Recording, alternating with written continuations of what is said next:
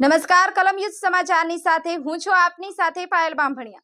તો જોઈએ આજના મહત્વના સમાચારમાં। આમોદ શહેર ખાતે આવતીકાલે ગણેશજીની શોભાયાત્રા નીકળવાની હોવાને કારણે આમોદ પોલીસ ઇન્સ્પેક્ટરની અધ્યક્ષતામાં હેઠળ આમોદ પોલીસ સ્ટેશનથી લઈ તિલક મેદાન મેઇન બજારમાં કોઈ પણ પ્રકારનો અનિચ્છનીય બનાવ ન બને તે માટે અને સમગ્ર શોભાયાત્રા શાંતિમય રીતે સંપન્ન થાય અને શહેરમાં શાંતિમય વાતાવરણ જળવાયેલું રહે તે માટે ડીવાયએસપી જંબુસર બટાલિયન જવાનો, એસઆરપી જવાનો તેમજ અલગ અલગ પોલીસ સ્ટેશનના પીએસઆઈઓ અને મહિલા પોલીસની હોમગાર્ડ જવાનોના કાફલા સાથે શહેરના તમામ વિસ્તારોમાં ફ્લેગ માર્ચ કરેલ અને તેમજ ફૂટ પેટ્રોલિંગ કરવામાં આવેલ હતું।